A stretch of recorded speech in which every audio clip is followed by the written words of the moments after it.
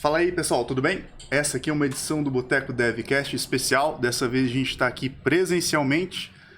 Algo difícil, deu muito trabalho e o nosso convidado de hoje é muito especial. Ele já esteve aqui uma vez, acho que foi no episódio 2. A gente falou sobre gestão de projetos. Tá. É o Fábio. Eu vou deixar que ele se apresente, embora ele já tenha se apresentado, mas como esse é outro episódio e outro tema, então é outra coisa. Olá, Fábio, tá contigo. Então tá. Boa noite, pessoal. Boa noite, boa tarde, bom dia, dependendo de como você estiver assistindo esse episódio. Eu sou o Fábio, sou professor e cientista de dados. Atualmente eu trabalho na Vindi, que é o braço financeiro do Grupo Local Web, lá de São Paulo. Sou professor na Faculdade Senac de Tubarão e já sou professor desde 2020 na área de ciência de dados e tecnologia. Show. Massa. Fábio, a gente tá vivendo um hype de inteligência artificial ultimamente. As empresas mesmo, a Nvidia, tá tudo uma loucura. E tu já trabalha com isso há um bom tempo, cara. Queria que tu desse pra gente um breve histórico de como foi lá do início. Como é que tu decidiu pensar em seguir com inteligência artificial? Como foi teu primeiro passo? Umas dicas pro pessoal que tá querendo começar na área. Mais introdutório, sabe? Mais coisa de base mesmo. Bom, na área da tecnologia especificamente, né, sempre tem um estigma já de que muitos programadores não gostam de matemática. Né? Eu acho que você já ouviu isso de muita gente. Eu tô nesse bolo aí também. Beleza, é muito normal. Para mim, eu acho até um pouco de contrassenso, porque a programação para mim ela é muito matemática. Sim. Né? Então, a área de dados e a área de inteligência artificial como um todo, ela é muito matemática. Se você não gosta de matemática, muito provavelmente você não vai gostar dessa área de dados, tá?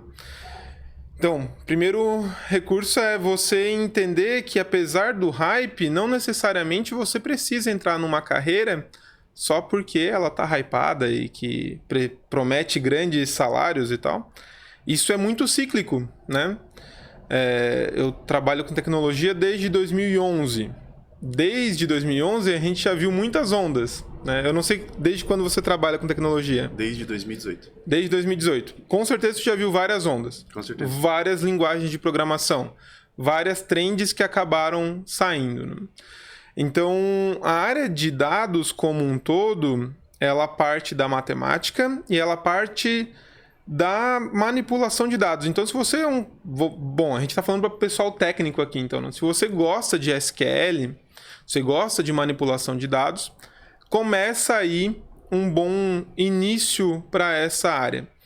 A gente fala de uma região que essa área não é muito bem desenvolvida, né? São poucas vagas que a gente tem nas empresas, e isso está começando a se falar agora por causa desse boom. Mas eu começaria dizendo para o pessoal, gostem de matemática, primeiro ponto. E segundo, se você tem uma facilidade com SQL e com manipulação dos dados, esse já seria um segundo ponto para começar. Falando de linguagem, né, para a gente não estender, e a gente pode falar de outros pontos ao longo da nossa conversa. Eu gosto muito de Python. Eu programo em Python e eu gosto de defender o Python em todo lugar que eu vou. Inclusive, eu brinco com o pessoal que Java... Não usem mais Java, usem só o Python. Mas o Python é uma linguagem muito fácil de se aprender. E o boom da inteligência artificial tem muito a ver com o desenvolvimento do Python em si, da linguagem Python em si. Nós temos a linguagem R também, mas eu já acho muito matemática, então para quem quer começar, dê uma estudadinha em Python e junto com SQL, manipulação de dados, eu acho que é o caminho perfeito para o início. Massa.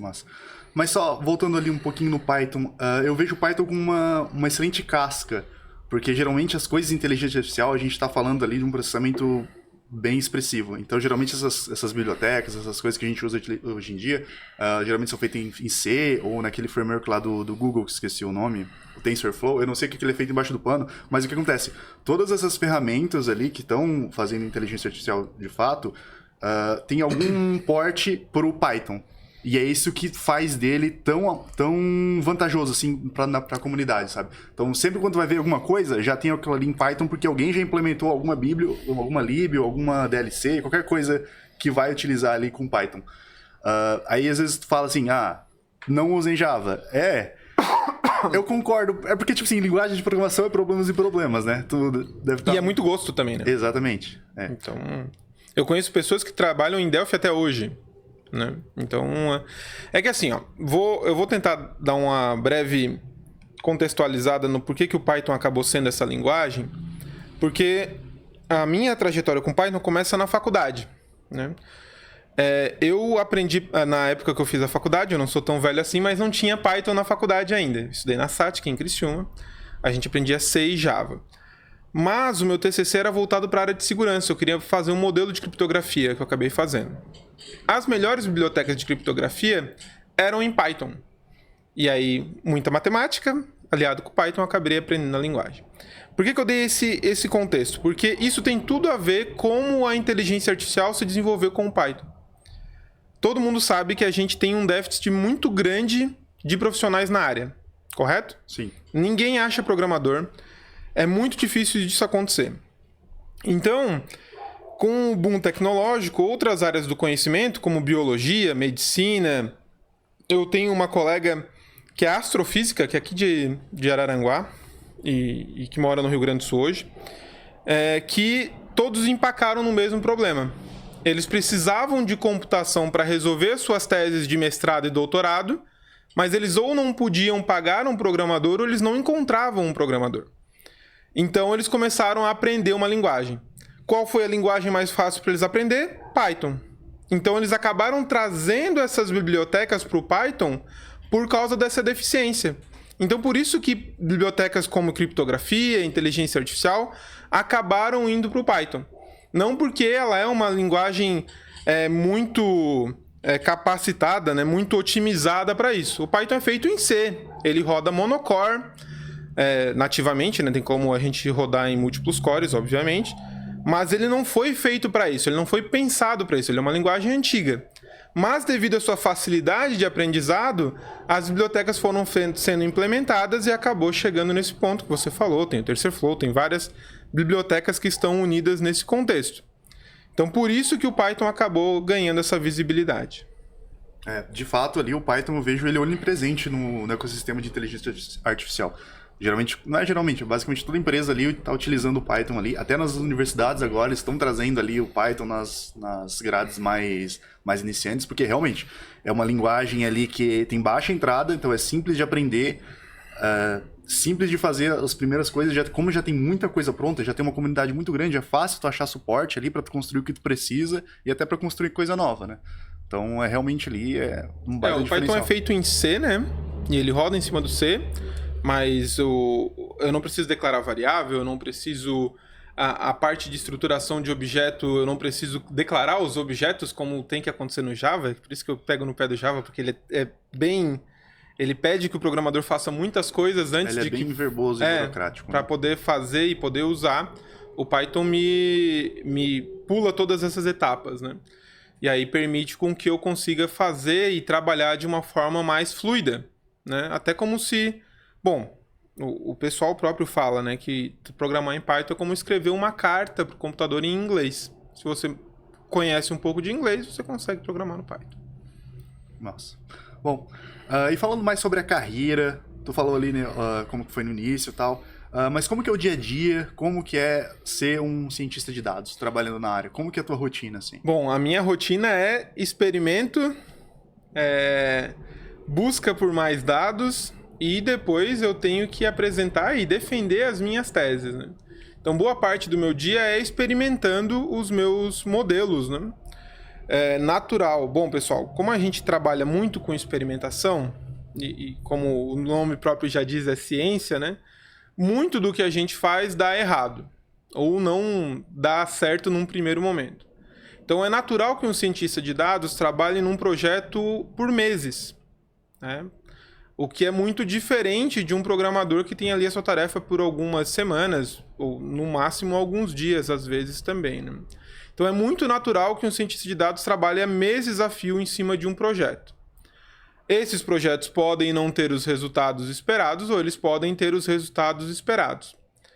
Eu dei um exemplo na minha última palestra, que foi o exemplo do ChatGPT, já que está todo mundo usando. A empresa desenvolvedora do ChatGPT levou 7 anos para desenvolver esse projeto. Então, os projetos de inteligência artificial e de data science como um todo, eles levam mais tempo. Por quê? Porque decifrar o segredo para encontrar como que um determinado fenômeno acontece, às vezes é muito complexo, né? A gente pode dar alguns exemplos aqui. Outro exemplo que eu sempre uso nas minhas palestras é em relação à venda de sorvete. Todo mundo que já tomou sorvete na vida sabe que a gente vende mais sorvete no verão. Por quê? Porque tá quente. E porque eu já vivi vários verões na minha vida e eu entendi que quando faz mais calor as pessoas têm tendência para comprar mais sorvete. Show de bola. Esse é o princípio que a gente tenta encontrar. O que causa determinado fenômeno, né? Eu trabalho na área financeira, né? Eu já falei, a empresa que eu trabalho é o braço financeiro da Local Web, então a gente tenta buscar encontrar soluções e encontrar fenômenos que possam ser causados por determinadas triggers que a gente possa incluir ali, né? Então, a gente trabalha com empréstimos, com antecipações de recebíveis. Então, a gente tenta encontrar esses fenômenos. Beleza, falar de sorvete é muito fácil. Agora, como é que faz para eu encontrar num mar de pessoas o que faz uma pessoa tomar um empréstimo, por exemplo, né? Então, o trabalho de cientista de dados é basicamente buscar um máximo de informações possíveis, e aí todas as informações que a gente possa ter, para poder estruturar e encontrar as causas de um determinado fenômeno. Então, eu falei de experimentação, falei em busca de dados e eu falei depois a defesa do nosso trabalho, né? Que também é uma parte integrante do nosso trabalho como um todo. Imagina, o Jean trabalha lá na área financeira há muitos anos, há 20 anos, chega eu, cabeludo assim, diferentão, e digo para ele, não, Jean, agora tu para de fazer o que tu tá fazendo e segue esse modelo aqui, só exatamente aquilo que eu tô te dizendo, e isso vai te dar resultado. Isso não acontece em nenhum lugar, né? Então, faz parte do nosso trabalho também essa defesa e mostrar que aquele modelo de fato funciona. Por isso que os projetos são longos e demoram meses e às vezes anos. Porque não necessariamente a gente acertar algo num determinado período é garantia do sucesso futuro, né? As coisas mudam e mudam sempre. Então, o trabalho de cientista de dados é um trabalho contínuo e de muita experimentação. Se você for um programador, eu tenho vários colegas e amigos que são assim, que não gostam de ficar muito tempo numa mesma atividade, essa não é uma área que essas pessoas vão acabar se encontrando. Ah, interessante. 2 perguntas. Primeiro, independente do resultado do modelo que tu gerou ali para prever tal coisa, se por acaso tudo aquilo que a hipótese que vocês tinham em mente não deu certo, aquilo gera um conhecimento, independente se deu certo ou se deu errado. Claro, gera conhecimento. E por muitas vezes, tu acaba descartando um modelo num primeiro momento, mas ele acaba sendo útil num futuro. Seja porque tu encontrou algum conhecimento ali, ou seja porque lá na frente algo fez aquilo fazer sentido, entendeu? Eu não posso dar exemplos do meu trabalho, obviamente, mas eu posso dar exemplos do projeto que eu apresentei lá na minha palestra, que é sobre... eu sou botafoguense, sou fanático por futebol, e eu fiz um projeto para prever os resultados dos jogos do meu time e prever os resultados dos jogos, se aquele jogo ia dar um prejuízo ou um lucro, e a capacidade de ocupação do estádio para determinados jogos. Então, num primeiro momento, os meus modelos não estavam dando o resultado correto. Depois que eu fiz algumas análises, eu entendi que a forma que eu estruturei o modelo estava incorreta, porque os dados que eu estava utilizando estavam errados. Vou dar um exemplo bem prático do que aconteceu. Eu estava olhando, por exemplo, a possibilidade da vitória olhando só para o time adversário, né? Então, se o Botafogo ia jogar com o Flamengo, a chance de ganhar era menor e tal. E aí eu entendi que eu precisaria incluir mais variáveis nesse contexto. Por quê? Porque para o Flamengo deu certo, mas eu fui tendo outros jogos e as coisas não foram funcionando daquela forma que eu entendia e eu precisei descartar esse modelo. Depois eu entendi que determinados jogos, o time adversário de fato é muito relevante, mas para outros não. E aí eu precisei agregar mais dados em cima daquilo ali. O modelo final que eu apresentei para vocês foi uma combinação de 110 variáveis em cima desse contexto. Então, num primeiro momento, eu poderia ter olhado e falado, não, isso aqui não vai para lugar nenhum, eu vou descartar. Mas, se eu for agregando informações e buscando outras formas de modelar aquilo, provavelmente eu vou chegar em algum lugar. Isso é o que acontece em 99% das vezes. Os projetos são descartados ou por falta de dado ou por falta de tempo para poder estruturar aquilo e manipular aquilo de uma forma que o resultado apareça. Existe uma teoria matemática chamada teoria do limite central, que ela diz que não importa qual seja o fenômeno, se você tiver uma quantidade de dados suficiente, você consegue prever o comportamento daquilo. Um exemplo que eles dão nessa teoria é a altura das pessoas. Se a gente pegar só as pessoas que estão aqui na sala, a gente vai ter uma altura média. Beleza? Certo. Essa altura média provavelmente vai estar muito distante da altura média da população brasileira.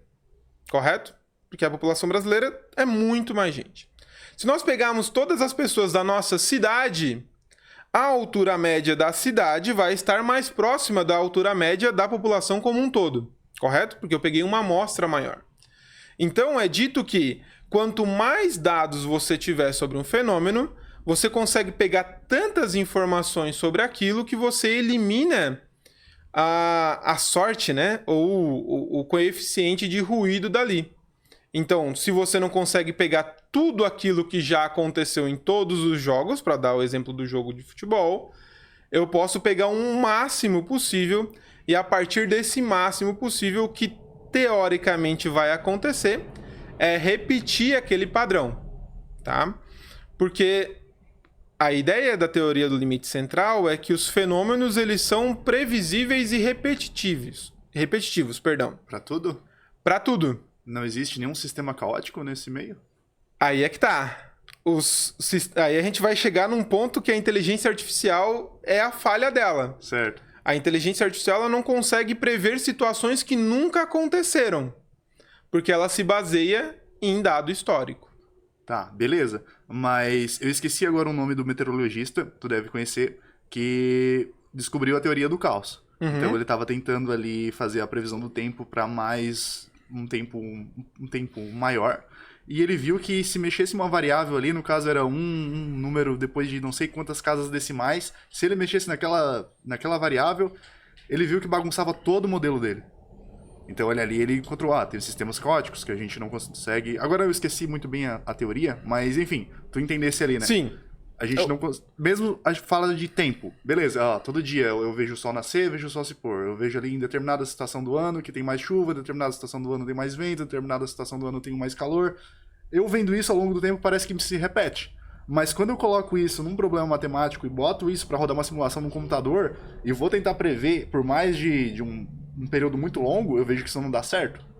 Exatamente. Então a gente chega em alguns cenários aqui. A primeira questão é: uma inteligência artificial ela precisa ser retreinada, tá?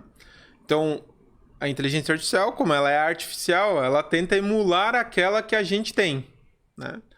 Então, considerando isso, à medida que a gente também aprende com novas experiências, a inteligência artificial também tem que aprender com novas experiências, perdão. A gente nota que os invernos nossos têm cada vez sido menores, né? Então, a gente já não sente tanto frio quanto a gente sentia em alguns anos atrás. Isso é um exemplo da nossa inteligência se adequando a um novo contexto.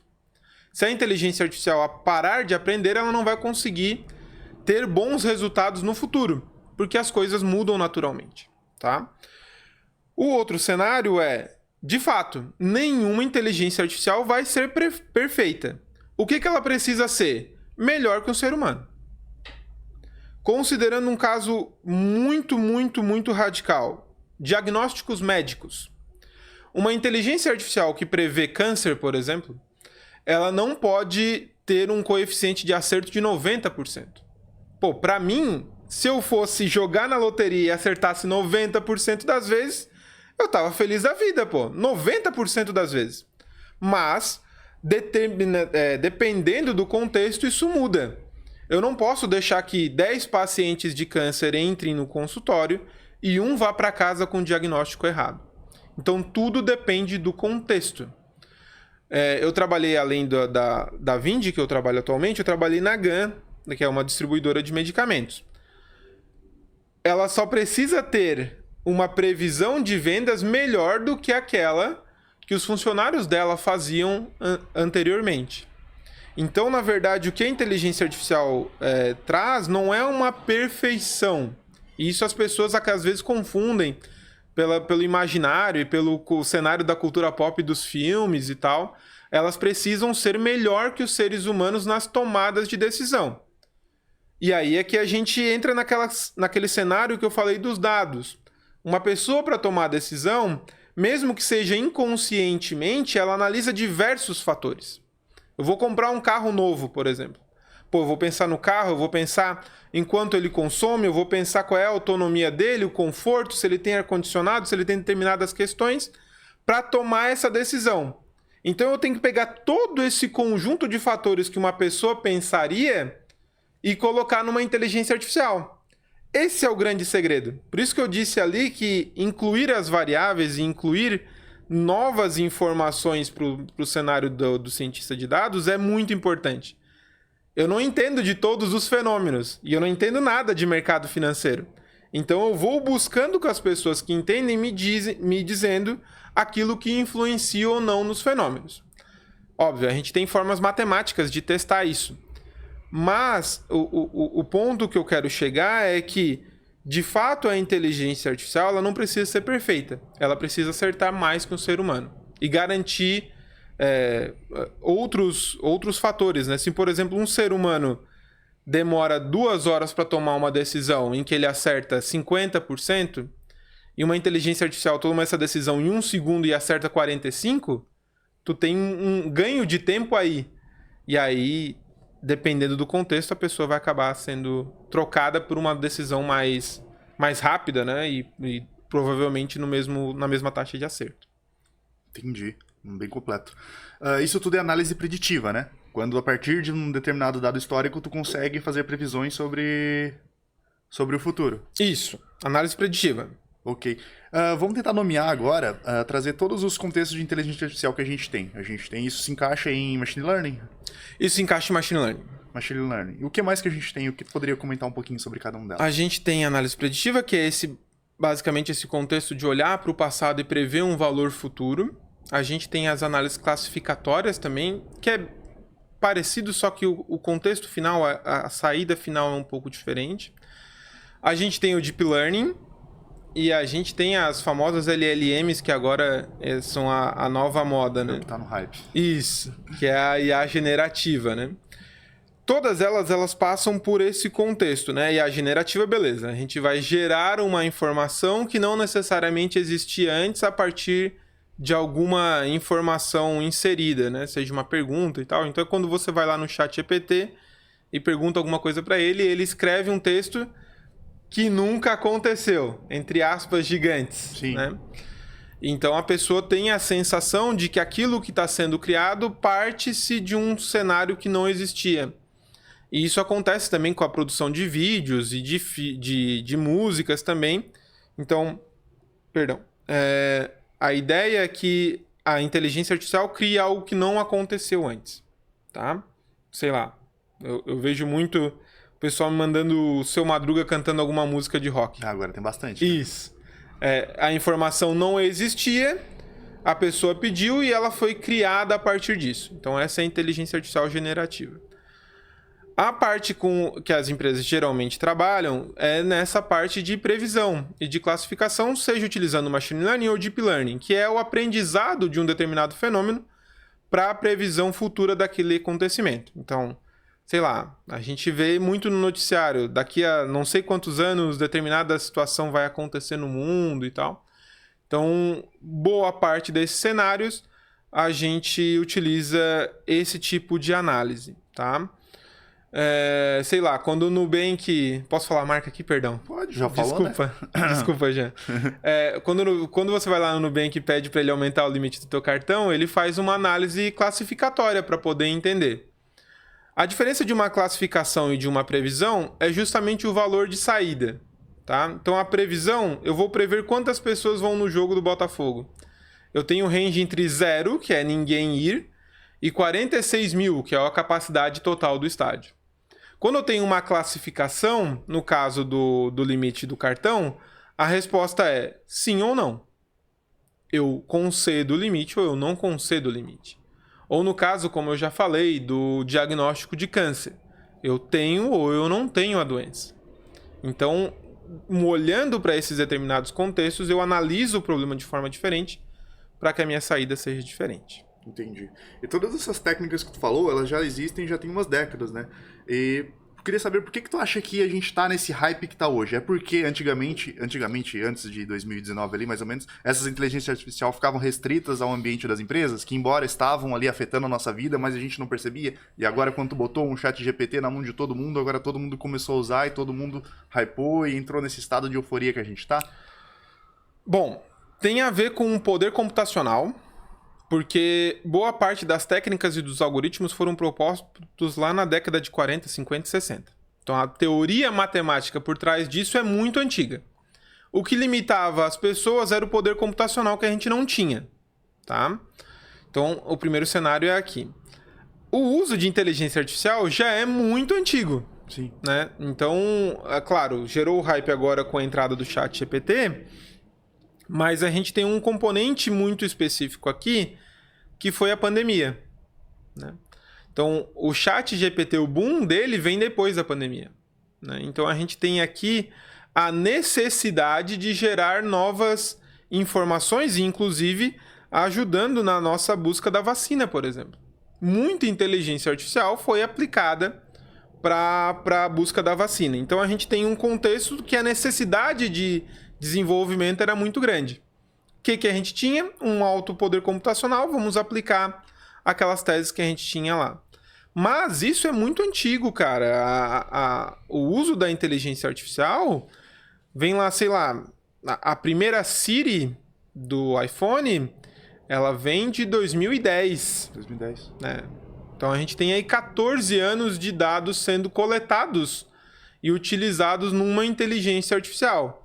A gente tem exemplos, eu lembro do IBM Watson também, que é muito antigo. Muito antigo do nosso foi contexto. utilizando o IBM Watson. Pois é. Então a gente está falando de uma... Você falou 2018, né? 2019. 2019. Então a gente tem 5 anos aí. E em 5 anos as coisas evoluem demais, né? Então o boom da inteligência artificial é muito por essa facilidade que o pessoal encontrou agora com o chat GPT, principalmente, né? E as IAs generativas como um todo, de que ficou fácil para todo mundo acessar. Mas é bom a gente gerar essa discussão, porque eu não tenho certeza se para fora do contexto de tecnologia as pessoas discutem tanto esse tema. Eu acho que essa conversa sobre a inteligência artificial fora do contexto da tecnologia ela é muito rasa ainda. Então o pessoal entende a tecnologia artificial como o chat GPT. E não é só isso. Sim, fala inteligência artificial, todo mundo pensa no chat GPT. No chat GPT, né? Então, a inteligência artificial do chat GPT ela é específica para um propósito. O campo que a inteligência artificial consegue ajudar a humanidade, ela é muito vasto. Tá? Então a gente fala, eu já falei aqui, dos tratamentos de doença, dos reconhecimentos de determinados vírus, do descobrimento de determinados remédios e vacinas. Para astronomia também, né? Tem tanto dado que é impossível botar pessoas para conseguir. Exatamente. Então, aquilo que antes as pessoas precisavam testar em seres humanos, a inteligência artificial consegue testar. Só que tudo isso traz um grande problema, que já começa a ser discutido também, que é a parte ética de tudo isso, né? Se a IA generativa consegue emular uma pessoa que já faleceu, o que os familiares dessa pessoa vão entender disso, ou vão achar disso, né? Por que eu falei que isso tudo é muito antigo? E por que eu comentei que a Siri ali coleta dados desde 2010? Como que uma inteligência artificial consegue fazer o seu Madruga cantar uma música de rock, por exemplo? Houve tantas falas daquela pessoa que se criou um banco de dados daquela voz.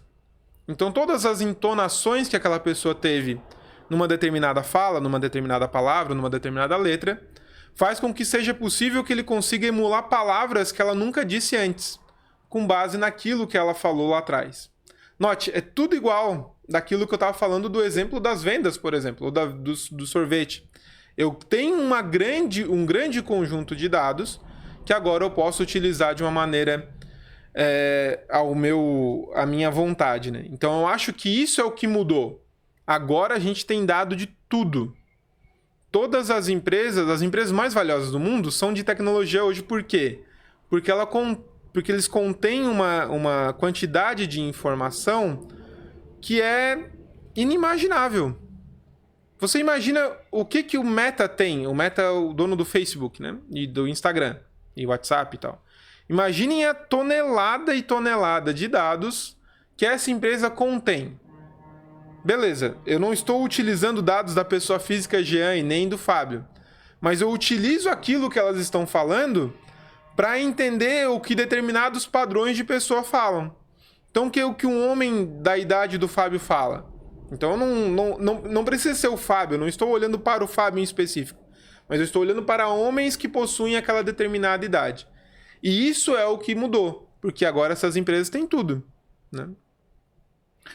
Mas e se esse modelo de dados for restrito? Por exemplo, tu falou ali da Meta. Agora, o governo ele proibiu a Meta de usar dados de usuário para treinar o modelo. Tanto é que eles até tiraram aquele recurso de criar figurinha automática do WhatsApp. Tendo em vista que a gente tem um modelo já treinado. Esse modelo ele funciona muito bem. Mas esse modelo ele não evolui tão bem assim com o passar do tempo, certo? Então, se eu não coletar mais dados, eu consigo manter aquele modelo continuando performando da forma que ele estava no início? Não, né? Porque eu acho que o modelo é vivo, né? O modelo é vivo. Bom, na teoria, ele vai deixar de ser eficiente em algum tempo. Na teoria. Só que nós temos que entender se essas empresas vão acatar esse pedido da lei brasileira, né? É porque assim, a gente cresceu. Como a internet é algo muito recente, as pessoas entenderam que a internet ela é um espaço livre, quase como o público. E a gente esquece que quando a gente posta uma foto no Instagram, a gente está dando a nossa imagem para uma empresa privada, né? Se ela vai armazenar aquilo ou vai utilizar aquilo, é muito difícil dizer, porque, bom, o que impede elas de salvarem os dados? O que impede elas de já terem utilizado os dados? O que impede a informação digital, o cenário das leis para esse cenário é muito tênue ainda. Porque, teoricamente, se tu mantém essa informação fora do Brasil, ela já não está mais restrita à lei brasileira. Então é muito difícil tu dizer se aquela pessoa está ou não salvando a informação. Bom, e se for um brasileiro que mora no exterior? E se for um brasileiro que postou uma foto no exterior e depois voltou para o Brasil? É muito difícil realmente discutir esse cenário. Então, primeiro, eu não acredito que as empresas parem de usar as informações. Se ela não usa no Instagram ou não usa no WhatsApp, ela vai usar em outro local. Do celular, por exemplo, e tal, né? Então, primeiro, eu não acho que as empresas façam isso para prejudicar determinado CPF, vamos dizer assim. Tá o Zuckerberg lá, tudo que o Fábio posta. Não, o Zuckerberg não tem nada a ver comigo, ele não tem uma rixa comigo, vamos dizer assim. Mas eu também não acho que eles vão seguir as leis brasileiras e dizer, não, esse dado, essa fortuna que eu tenho aqui, eu vou simplesmente não usar, porque se eu usar eu vou ter uma multa de 10 mil reais. O cenário da inteligência artificial dessas grandes empresas é surreal, gente. A gente não sabe o que tem lá dentro. Tem um algoritmo que eu já utilizei, que é do Facebook, que é um algoritmo chamado Prophet. Primeira vez que eu tive contato com ele foi em 2019 e 2020. né? Nessa época, esse algoritmo de análise preditiva já tinha previsões a níveis de segundo. Então, o algoritmo previa o que ia acontecer no segundo seguinte. E isso foi um algoritmo que a Meta liberou para o pessoal utilizar. Então, fez lá o open sourcing deles. Então, se em 2019 eles já tinham essa tecnologia, é inimaginável o que essa galera já tem lá dentro, né? A gente tem que lembrar que o ChatGPT é uma ferramenta gratuita e tem o premium deles lá, né? Mas ainda assim é um pouco gratuita.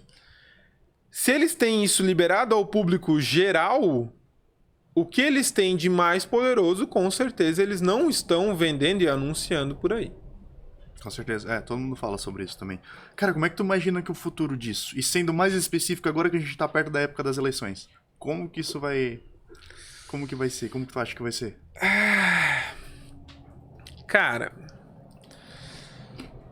Bom, primeira coisa. Eu odeio política, tá? Eu gosto de deixar isso muito claro. Porque qualquer coisa que a gente fale, os apaixonados conseguem levar pra qualquer lado. Concordo. Tá? Então, eu não gosto de discutir esse assunto porque as pessoas vão acabar imaginando que determinado candidato vai ser favorecido ou não.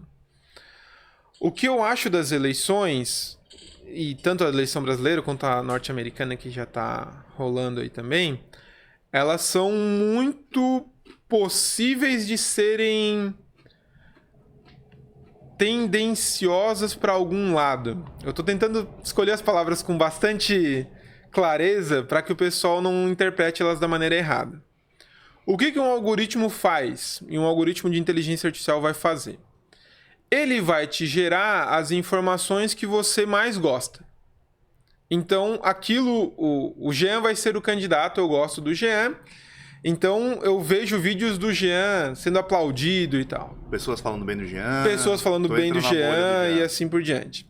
E aí nós temos o outro candidato, em que eu assisto vídeo dele sendo vaiado, ou dele falando alguma gafe e tal. O que o algoritmo espera de você? Que você utilize mais aquela ferramenta. Então, o intuito dele é te prender ali dentro. Ao aprender isso, ele vai te mostrar mais vídeos do Jean sendo aplaudidos e mais vídeos do concorrente dele sendo vaiado. E vai te gerar a ideia de que o Jean é o candidato mais aplaudido e mais querido da população. Por quê? Tudo aquilo que eu consumo, o Jean está sendo falado bem. E tudo aquilo que eu consumo também, o outro candidato é falado mal. Então, esse condicionamento existe. E isso, inclusive, foi provado nas eleições dos Estados Unidos. Eu acho que foi a primeira eleição do Trump, ou antes dele ainda, que foi com a Hillary Clinton. Naquele que deu o escândalo da Cambridge Analytica? Isso, acho que foi esse. Então, foi provado que determinados algoritmos estimulavam um candidato A ou B. Eu não vou lembrar exatamente o candidato.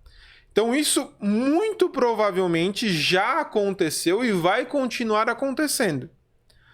Só que aí as pessoas esquecem que isso já acontecia antes. Antes da computação e da inteligência artificial. Se o cara tinha um esquema com uma determinada televisão, ele era mais favorecido na televisão. Ou no rádio. Tinha mais tempo. Então, não é que a inteligência artificial vai distorcer as eleições. Aí a gente pode chegar na teoria de se isso é possível ou não. Tudo é possível, né? Eu prefiro olhar para um lado de que o principal comportamento que ela vai ter é nesse comportamento tendencioso. E aí, cara, a partir do momento que eu sou inflamado pela minha paixão de que o candidato A é bom e o candidato B é ruim, e é só isso que eu consumo, eu fico cego para quando um resultado diferente daquilo que eu espero que vai acontecer, aconteça. E aí eu imagino que é uma fraude ou qualquer coisa nesse sentido. Influencia muitas pessoas, né? Tem vários empresários lá do Vale do Silício que eles criticam esse modelo da rede social, esse algoritmo de retenção deles, né? Porque é incrível como isso te deixa numa bolha. Tanto é que tem o conceito de bolha, tem várias bolhas. Bolha dev, bolha isso, bolha aquilo. Aí eles propõem ali, eu esqueci o nome dele, mas ele é o autor do livro 10 motivos para você excluir suas redes sociais agora. E ele defende, ele foi um programador, não sei se foi do Facebook, enfim, tem um baita currículo lá no Vale do Silício. E ele explica lá como esse modelo é danoso, até para as pessoas, ainda mais para crianças, assim, pessoas que ainda não têm a cabeça muito bem desenvolvida, que ainda não estão totalmente maturos ali. E ele defende um modelo de... Ele muda, no caso, né? Então, hoje a gente tem ali as redes sociais que usam uma técnica de retenção. Então, eu vou te mostrar qualquer coisa que vai pra te ficar aqui na tela. Não, independente se for vídeo... Vem várias coisas que não são o ideal que mostram. Acaba deixando a gente super enviesado. Ele defende um modelo mais pago pelo uso, sabe? E aí eu penso nisso e penso sobre escala. Porque hoje a rede social é tão popular porque ela tá no telefone de todo mundo. Todo mundo usa e todo mundo fala e qualquer coisa tem que estar na rede social, ainda mais hoje em dia. Aí tu alterando um modelo desse, essa foi a solução dele, é claro, né? Alterando um modelo desse para um modelo tipo assim, agora eu só vou seguir o que faz sentido para mim e eu vou ter que pagar por isso porque essa pessoa que tá produzindo conteúdo precisa ser remunerada de alguma forma. O que tu acha que influencia isso, alguma coisa? Qual a tua opinião sobre... Cara, é dinheiro. Ninguém vai parar. As redes sociais não vão parar, a não ser que haja uma regulamentação muito séria, mas aí a gente volta naquele contexto de jurisdição, onde é que entra determinado cenário e tal. Teria que, como elas são global, teria que ter um controle global de... Eu sei que o TikTok passou por algumas sanções agora nos Estados Unidos, mas era porque tinha um capital chinês ali envolvido. Não sei se ele chegou a ser bloqueado, mas tinha uma polêmica de ele ser... boa parte dele ser comprado pela China e ser de propriedade chinesa. E aí não podia entrar no mercado americano, justamente para não coletar dados de americanos e tal. Eu não acho que vai mudar. Eu não acho que o ritmo vai diminuir. Eu acho que a gente já passou do momento de ter essa discussão, entendeu? Acho que desse momento, acho que não volta mais. A gente teve uma revolução digital. O mundo mudou de uma forma muito diferente das outras mudanças que vinham acontecendo nas décadas anteriores. Então, esse passo de, não vamos mais usar a rede social, ou vou limitar o uso da rede social, eu acho muito difícil.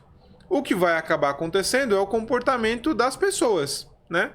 Como lá atrás a gente utilizou o Orkut, as pessoas deixaram de utilizar essa ferramenta para utilizar outras. E o que vai determinar como você falou, é a capacidade de retenção. As pessoas vão acabar ficando porque é aquilo que elas gostam e tal. Você falou do comportamento a nível de crianças, né? E aí vai depender muito de como essas pessoas vão ter acesso a isso, né?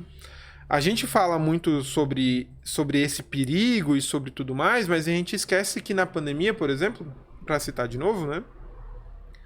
Quando as pessoas não tiveram aulas, e como professor isso é um assunto que mexe muito comigo, que muitos alunos não conseguiam assistir às aulas porque não tinham internet, não tinham conexão com o celular e tal. Então, essa discussão é importante como num cenário de que as coisas, para onde que as coisas vão, para um cenário futuro, mas eu acredito que essa discussão ela parte muito mais ele passa muito mais pela parte educacional. Como que as pessoas vão educar as pessoas do futuro para que elas vão utilizar ou não determinado recurso. Tu acha que faz sentido ter algum tipo de política, alguma coisa assim, para colocar nas escolas, para deixar as pessoas mais conscientes? Tipo, como se fosse uma educação financeira, só que uma educação de inteligência artificial, sabe? Uma coisa para começar a educar, já que esse vai ser a nossa nova realidade, deixar as pessoas mais preparadas, porque a inteligência artificial, além de trazer muita facilidade para nossa vida, ela também traz vários problemas ali, né? Bom, eu sou contra proibições. Mas, de qualquer forma... Depende, mas ok. Sim. De qualquer forma, a gente tem uma lei que proíbe celular em sala de aula e os alunos usam. Isso é lei. Eu acredito que programação deveria ter sido já incluída no currículo escolar há muito tempo, né? Uma educação digital uma introdução à educação digital já deveria ter sido introduzida há muito tempo. Introdução à educação digital, um bom nome. Era o que eu tava pensando ali, mas não veio. Isso, porque as pessoas precisam aprender a viver esse mundo e o que tem por trás delas, né? Sem contar o ganho de raciocínio lógico e de pensamento crítico que a programação consegue gerar. Então, eu acredito que isso já poderia estar incluído nos currículos escolares, sim, com certeza. Entendi. Bom, saindo um pouco desse assunto meio Black Mirror, de tentar prever o futuro e especular sobre as coisas. Nossa, eu já faz tempo que eu parei de tentar prever o futuro, sabe? Porque, cara, não dá. Tem que ver ano passado, não, né? Ano passado, quando às vezes tu ia fazer uma entrevista pra alguma empresa, e eles perguntavam assim, como que tu se imagina daqui 5 anos? Como tu se imagina daqui 3 anos? Como tu se imagina no futuro? Cara, é impossível. As coisas, tipo assim, ainda mais em tecnologia... Elas mudam muito rápido, né? Nossa, é impossível, cara. Eu realmente eu desisti de tentar prever as coisas. Eu vejo como que tá o dia atual, com base no passado, e vou fazendo as coisas que funcionam. E eu vou indo assim um pouco de cada vez, senão aí vem burnout, vem ansiedade, tu fica, meu Deus, agora apareceu isso aqui, eu tenho que aprender isso aqui correndo. E aí vem aqueles papos lá de que vai substituir, todo mundo vai perder emprego e não sei o quê. Isso é uma pergunta que eu recebo sempre quando eu vou numa palestra ou vou falar com algum aluno, se os programadores ou se as pessoas vão perder os empregos. Isso é um assunto interessante para a gente conversar. E toda vez que eu falo sobre isso, eu respondo da seguinte forma. Aquela pessoa que tem um trabalho repetitivo e não tem potencial criativo, ela vai ser substituída. Então, se você trabalha num ambiente em que você não precisa pensar para executar a sua atividade, você vai ser substituído. Não tem por que ter uma pessoa, sei lá, vou dar um contexto muito diferente da tecnologia. Uma pessoa que conserta estradas, por exemplo, que está ali sobre o sol, tendo um exercício físico bem rígido, tendo o risco de vida, né? Não tem por que ela não ser substituída por uma máquina. O movimento que ela faz é repetitivo, tudo aquilo que ele faz a máquina já pode fazer, então ela vai ser substituída. Falando do programador, que tem muito medo da inteligência artificial roubar os nossos empregos, né? Se você é um programador que a sua forma de trabalhar é copiar do ChatGPT, dar um Ctrl+V no seu ambiente de trabalho e mandar para o teste verificar se está tudo certo, então você vai ser substituído. Se você faz um código que você não precisa pensar e não tem nenhuma capacidade criativa naquele local, você vai ser substituído. E isso vai acontecer por necessidade de mercado, né? Desde que eu comecei a estudar lá em 2010 no Sedup ali em Tubarão. Falta programador. Não sei quantas mil vagas de programadores sobram no país. Tu abre o LinkedIn, zilhões de vagas de programador. O mercado vai resolver esse problema. E ele vai resolver esse problema de uma forma ou de outra. Muitas pessoas de fora dessa área acabam sendo trazidas para cá. Eu conheço várias pessoas que já trabalham com programação não visual. Low code da vida. Isso, né? Então, elas não necessariamente escrevem linhas de código, mas fazem ali o trabalho da programação. É o famoso arrasta-caixinha. Exatamente. E aí, o mercado está resolvendo esse problema. Se esse problema vai passar por uma programação artificial, eu acredito que sim, em determinados circuitos. Olhando para o nosso cenário, Brasil, Santa Catarina, eu acho isso um pouco longe ainda. As coisas demoram para vir para cá. Não porque a tecnologia vai levar tempo, porque, sei lá, vai vir num barco dos Estados Unidos para cá. É porque aqui a gente ainda tem uma cultura de fazer as coisas como o cliente pede e muito altera dessa forma. Né? Isso, muito personalizado e altera aqui. Ah, não, mas eu quero o botão aqui, mas o cliente A faz assim e o cliente B quer assim. Então eu faço para os dois. Isso não é uma cultura que acontece lá fora, né? Lá os produtos são muito empacotados e distribuídos. Isso, tu usa assim porque todo mundo usa assim. Se tu não quiser usar, faça do seu jeito, né? Então as empresas se moldam aos softwares. Aqui a gente, como tem a necessidade ainda da digitalização, né? a gente tem ainda muita personalização. Como há muita personalização, há muita necessidade de gente para programar e de gente para entender todas aquelas mudanças, né? Sim, com certeza. Então não há um padrão que a inteligência artificial consiga entender para poder ser automatizada nesse nível que a gente está falando aqui. Mas para um cenário de daqui a 10, 5 talvez anos, eu já me preocuparia. Previsão. Eita, Não. polêmico. Não, cara, eu já trabalhei numa empresa que tinha o software com feature flag, só que feature flag baseado em cliente. Cliente X mostra isso aqui, cliente Y mostra aquilo ali. Mas enfim, isso aí é como tu falou, realmente. E aqui é tipo assim, ou personaliza ou tu perde o cliente. Então, Exatamente. obviamente vai ter alguém. Eu trabalhei numa empresa que tinha quase 2.000 parâmetros por cliente. Nossa, Aí... Então, eles tinham um software, só que eles tinham 2.000 parâmetros. Eles tinham, sei lá, seus 200, 300 clientes, nenhum software era igual. Que cada um programava, ligava os parâmetros do seu jeito. É como se fosse 2.000 softwares. Exatamente. Como que tu vai dar manutenção a tudo isso, né? Difícil. Mas já que a gente tá no assunto previsão polêmica, cara, fala aí uma área que, se você tá trabalhando nisso agora pros próximos 2 anos, ficaria preocupado. Difícil, cara. Teste, talvez. Teste?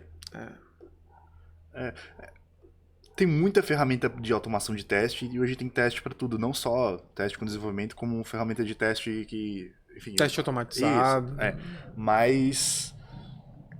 eu já trabalhei em várias empresas que não tinham nem teste. Era tudo função do programador. E, no caso, automatizar o teste. Aí a gente tá falando do cenário Brasil, né? Então. Que as empresas não têm testers e sei lá, testam ali na correria ou online e tal. Então, mas olhando para o cenário em que, de novo, né? Aquilo que tu pode automatizar sem ter um contexto criativo em cima é teste. Mas vamos falar suporte, porque tem os chatbots da vida, né? Mas não adianta, a capacidade dos chatbots ela é muito limitada ainda, né? Então, se tu fala uma palavra fora de contexto, tem um monte de memes na internet que tu consegue ver as pessoas trollando os chatbots. E não adianta, cara. Sempre quando tu tem algum problema com uma determinada empresa, tu tem a tendência de falar com uma pessoa. Seja por uma questão psicológica ou pela capacidade dela de resolver o teu problema mais rápido. Então, esse conjunto de fatores me faz pensar que o teste vem primeiro que o suporte. Não que o suporte não seja automatizável num futuro próximo. Eu já fiz um teste, não foi um teste, foi uma prova num cenário internacional que eu fiz a prova para uma IA. E ela conseguia entender aquilo que eu estava falando. Em inglês, obviamente, né? E aí, como tem muita gente programando essas coisas lá fora, isso já existe lá. Então, eu consegui fazer essa prova com uma pessoa que me falava as perguntas e ouvia a minha resposta de volta e avaliava o meu resultado. Então, o suporte vai acabar acontecendo. Mas eu acho que por contextos criativos e pela necessidade de mercado, de novo, né? O teste vem primeiro. Porque o teste é uma dor muito grande das empresas também. Não, com certeza. E é difícil achar uma que tem, tipo assim, uma cobertura excelente de teste, que não precisa ter preocupação com nada, só subir uma nova feature e tá no País das Maravilhas. E todo mundo que testa tem a mesma reclamação. Todo mundo não quer... Porque assim, né? As portas de entrada da tecnologia sempre foi suporte ou teste. Eu fui suporte e depois fui pro teste. Eu fui suporte e depois eu fui fazer análise de requisito. Mas todo mundo não quer entrar pro teste, por quê? É repetitivo, eu vou ficar ali fazendo a mesma coisa, eu vou ter que ficar olhando detalhezinho. Sim. Isso a máquina não vai reclamar. E ela tem capacidade de fazer muito mais rápido que um ser humano. Exatamente. Simular 300 milhões de casos, né? Cada Exatamente. caso ali faz automatizado. Cara, mas um ponto que eu tava vendo na internet esses dias, por exemplo, né? O caso do mercadinho da Amazon, não sei se você tá ligado. Sim. Né? Eles tinham aquele mercadinho lá que era totalmente self-service. A pessoa entrava e não passava por caixa. Não passava por caixa, beleza.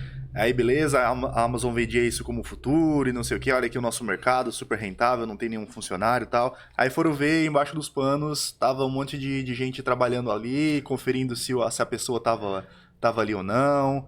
E a gente vê, aqui no Brasil, eu vou só fugir um pouquinho, né? Depois a gente comenta isso aí. Uma coisa que eu achava que era básico pra tirar, assim, seria, tipo, esses autoatendimento, sabe? Não esses autoatendimentos. Por exemplo, um caixa de supermercado. Poderia simplesmente trocar ali por um autoatendimento e tal. Mas eu não vejo isso funcionando no dia a dia. Isso, tipo, não tô nem falando de inteligência artificial, mas só uma simples automatização, sabe? Então eu penso assim, às vezes tem esses trabalhos, como tu falou, né? Ah, o carinha que tá lá debaixo do sol arrumando a estrada. Mas às vezes ele tá arrumando a estrada no meio do nada, que para tu fazer uma máquina pra ir pra lá não vale a pena. Então alguém tem que ir lá e tem que jogar a brita naquele buraco lá, sabe? De novo, a gente vai falar sobre dinheiro. Então vai ser sempre o mais viável, barato. Né? Falando do contexto de caixa no Brasil, né? É muito mais fácil tu ter o autoatendimento. Mas isso a gente está falando num contexto de pessoas já digitalizadas. Cara, eu tava morando em Criciúma até alguns meses atrás, né? Criciúma, Santa Catarina. Sim. Então, a gente foi ali no mercado, o maior mercado que tem, para não ficar falando marca de novo. E tinha lá o cartaz. A partir de determinada data, a partir do dia 1º de janeiro, foi esse ano, nós não aceitaremos mais cheques nominais. Cara, olha o cenário que a gente está discutindo. A gente está discutindo automatização de caixa, mas tem gente que usa cheque. Tem gente que usa dinheiro. Tem gente que não sabe passar o cartão na maquininha. Então, obviamente, para os mercados, seria uma felicidade eles terem essa automatização. Para eles é muito custoso manter todo esse pessoal trabalhando, né? Só que aí a gente tem todo o contexto envolvido na população. A população não acredita nas máquinas. Ela não se sente segura quando não tem uma pessoa passando a tua compra, né? Ela não gosta que ela mesmo tenha que empacotar a sua compra. Ou até cenários trabalhistas também. Uma vez eu lembro de uma... Bom, antes de eu trabalhar com tecnologia, eu trabalhei num posto de gasolina. E eu era frentista do posto de gasolina. E lá era discutido muito que nos Estados Unidos não existe isso. Nos Estados Unidos tu passa o cartão e tu coloca tu mesmo a gasolina. Na Europa também é assim. E no Brasil foi tentado fazer isso, só que o sindicato não deixou. Então não pôde fazer essa automatização. Então é um cenário muito mais complexo do que a gente simplesmente falar nesse sentido de não, vai lá, automatiza porque vai ser mais barato. E como você falou, se o cara tá lá no interior de uma determinada cidade, mandar uma máquina para lá é muito difícil, vai mandar uma pessoa que é mais barato, né? E é por isso que, por exemplo, a gente não tem carros autônomos no Brasil também. Como que a gente vai botar um carro autônomo para dirigir na estrada do Brasil? Que tu tem que desviar de um buraco a cada 3 segundos, né? Então a gente tem que entender esse contexto também. Obviamente, isso vai chegar, né? Isso vai acabar chegando porque é uma questão de desenvolvimento, né?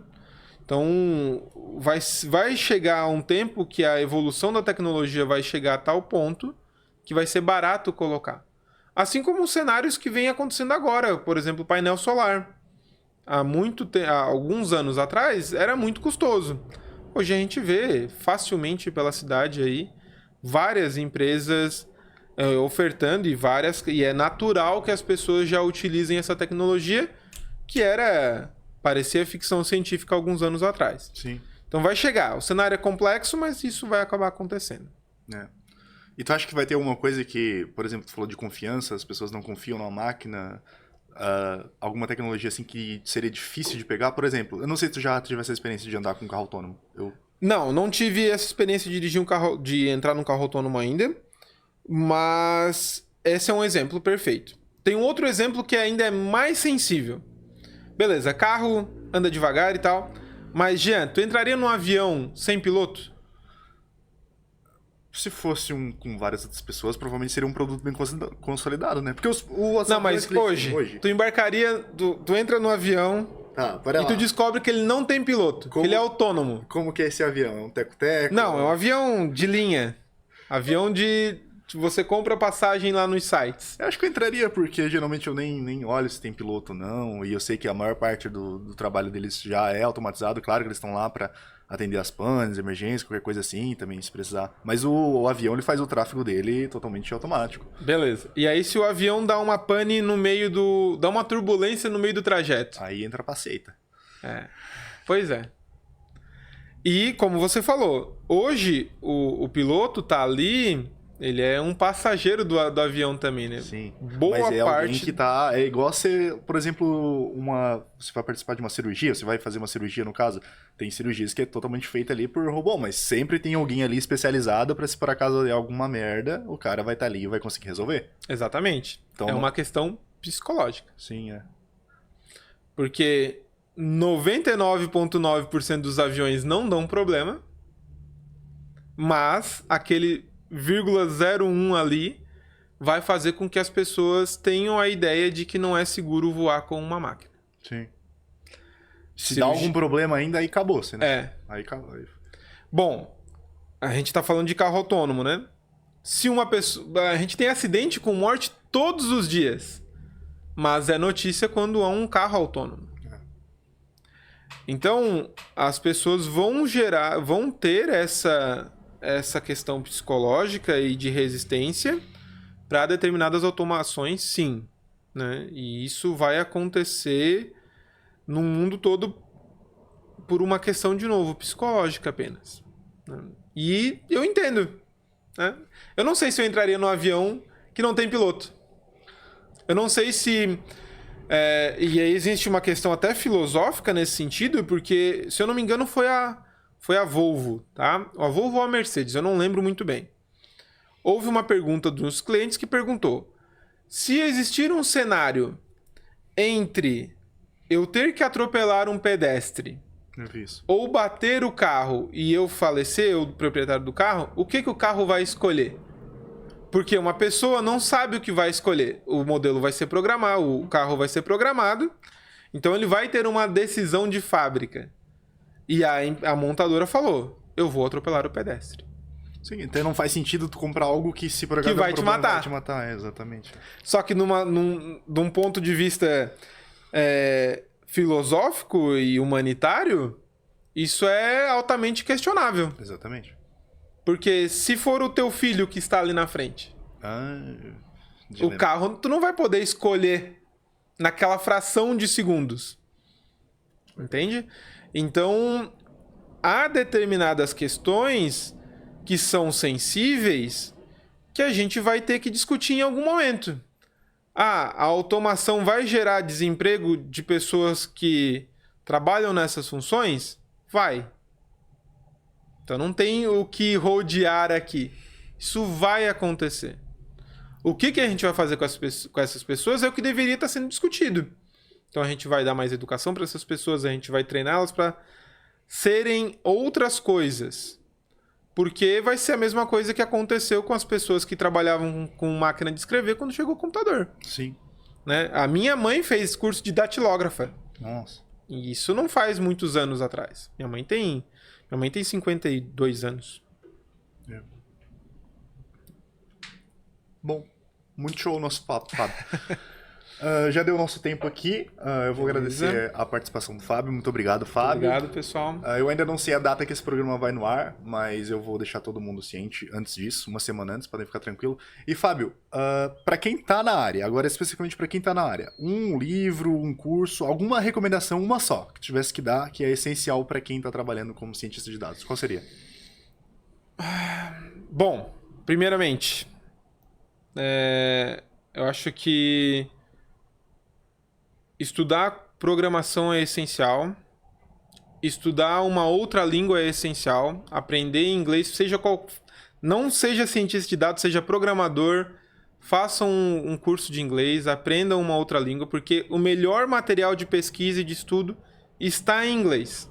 Sem contar que agora, principalmente depois da pandemia, há muitos casos de pessoas trabalhando ganhando em dólar. Então, cara, a educação é um jeito de você transformar a sua vida. Então, aprenda uma outra língua para que a sua vida possa ainda prosperar ainda mais. Falando especificamente de ciência de dados, eu diria na referência de um livro chamado Como Mentir Usando Estatística. Acho que eu já ouvi falar.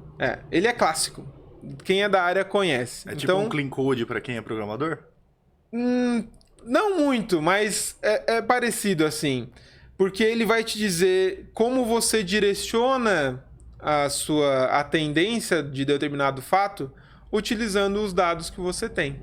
Então, é um livro essencial para quem quer trabalhar com essa área. Show. Show demais. Então tá. Beleza? Finalizamos por aqui, pessoal. Até a próxima.